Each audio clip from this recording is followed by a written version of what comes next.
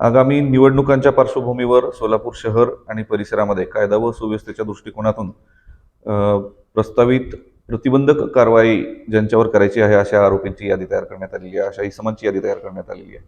यामध्ये प्रामुख्याने 69 प्रस्तावित तडीपार प्रकरणं बनवली जात आहेत.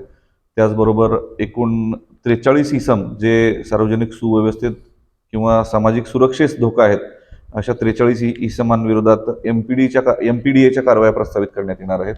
त्याचबरोबर इलेक्शनच्या स्पेसिफिक कालावधीमध्ये तात्पुरत्या कालावधीसाठी प्रतिबंधक आदेश ज्यांना बजावला जातो CRPC 144(2), 144(3) नुसार अशा 35 लोकांची यादी तयार करण्यात आलेली आहे.